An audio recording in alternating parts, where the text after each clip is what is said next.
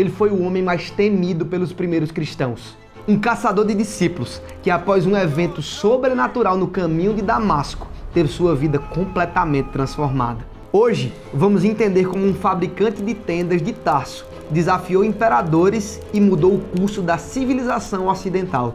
Como esse homem se tornou o autor de 13 livros do Novo Testamento.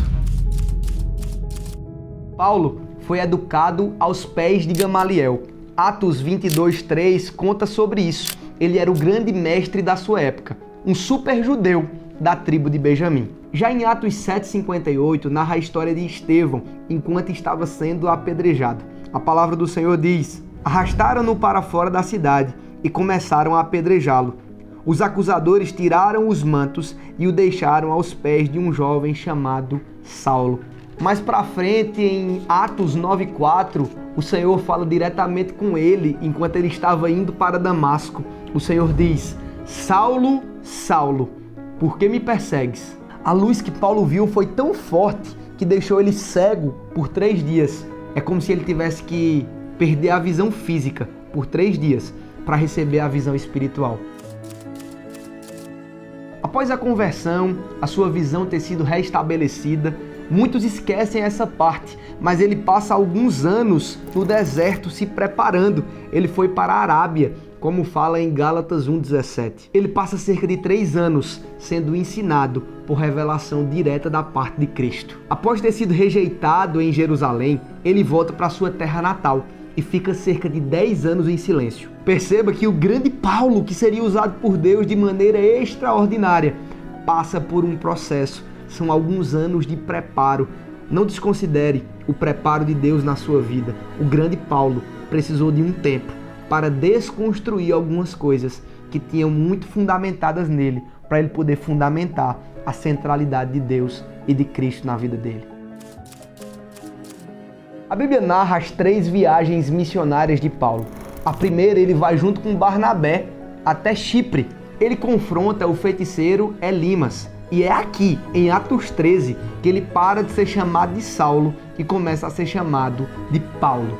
Já na sua segunda viagem, ele se dirige à Europa, à Macedônia. Em Atos 16, narra tudo o que acontece, o encontro com Lídia e a prisão em Filipos. É nessa viagem que na prisão Paulo e Silas começam a cantar e as cadeias se quebram, e tudo vai ao chão e eles são libertos pelo poder da palavra de Deus. Na sua terceira viagem missionária, o foco é a consolidação. Por isso ele se dirige à igreja de Éfeso. Paulo passa 3 anos por lá. É interessante ressaltar que milagres e poderes sobrenaturais aconteciam naquele meio. Por isso precisava de muita correção e ensino bíblico para que esses milagres continuassem acontecendo. Perceba também que a jornada do grande Paulo não é feita somente de viagens extraordinárias, mas também de desafios que a caminhada ministerial traz. Em 2 Coríntios 11:24, faz questão de citar tudo que acontece na vida dele nesse período. Ele diz: 5 vezes recebi dos líderes judeus 39 açoites. 3 vezes fui golpeado com varas. Fui apedrejado 1 vez. 3 vezes sofri naufrágio. Certa ocasião, passei 1 noite e 1 dia no mar à deriva. Realizei várias jornadas longas. Enfrentei perigos em rios e com assaltantes. Enfrentei perigos de meu próprio povo, bem como dos gentios. Enfrentei perigos em cidades, em desertos e no mar. Enfrentei perigos por causa de homens que se diziam irmãos e não eram. Tenho trabalhado arduamente, horas a fio, e passei muitas noites sem dormir. Passei fome, senti sede e muitas vezes fiquei em jejum. Tremi de frio por não ter roupa suficiente para me agasalhar.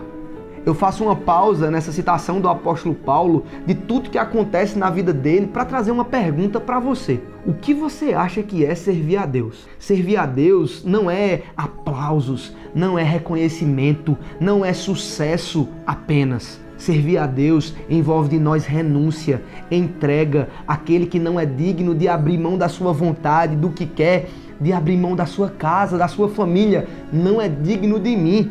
E essas palavras é do nosso Mestre Jesus. Deixa eu te falar uma coisa, se você tem desejado servir a Deus, ser um missionário, ser um pastor, ser um mestre, um profeta, um evangelista, não importa, deixa eu te dizer, e você tem desejado púlpito, eu quero te falar, você está esperando a casca. Você não tem tido noção do que é, o que compete a um pastor, a um líder espiritual, os desafios terrenos e espirituais que envolvem uma escolha como essa. O apóstolo Paulo está dizendo, aquele que escreveu boa parte do Novo Testamento, aquele que por meio dele a igreja foi fundamentada, ele está dizendo tudo que ele sofreu, tudo que ele passou. Será que nós estamos dispostos? Será que existe de nós uma disponibilidade de Deus, eu quero passar por açoites, Deus, eu quero passar por desafios, Deus, eis-me aqui?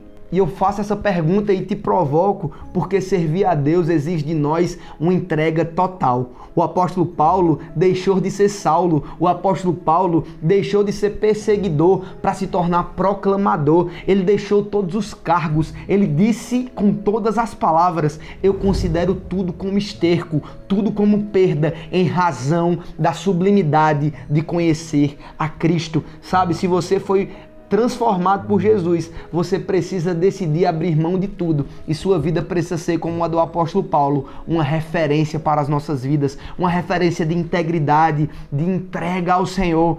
Eu faço uma pausa nesse vídeo para trazer uma ênfase real. Servir a Deus exige de nós total entrega. Servir a Deus exige de nós dizer não para tudo que aparece e dizer sim para tudo que Deus nos apresentar. E mediante a todo esse sofrimento, o apóstolo Paulo faz questão de enfatizar, a tua graça me basta. Olhando a trajetória do apóstolo Paulo, entendendo melhor a história de vida desse grande homem de Deus, faz mais sentido você ler as cartas bíblicas. Livros como Efésios, Filipenses, Colossenses, Filemão foram escritos enquanto o apóstolo Paulo estava prestes a ser julgado. Ele estava numa prisão suja, imunda, sendo maltratado, mas ele fala tudo que é puro, tudo que é amável. Pense nisso. O apóstolo Paulo nos ensina que, mesmo as situações não estando nas melhores possíveis, existe um caminho para continuar confiando em Deus, que a nossa fé pode não ser abalada pelas circunstâncias externas, se a nossa fé de forma interna estiver fundamentada na palavra. Paulo foi morto pela causa do evangelho. Muitos dizem que ele foi decapitado.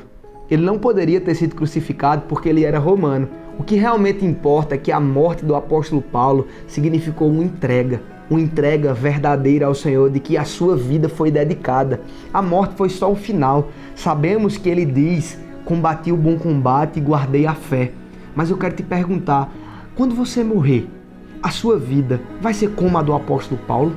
A história do apóstolo Paulo não acaba com sua morte em Roma. Na verdade, a história do apóstolo Paulo continua em cada página da Bíblia, em cada igreja hoje, em qualquer lugar do mundo. Olhe a trajetória dele. Um homem que perseguia se torna proclamador e, por sinal, depois de Jesus, o homem mais relevante que já pisou aqui na terra. O que eu aprendo com tudo isso é que não existe um passado sombrio demais em que Jesus não possa restaurar o que você fez ou deixou de fazer.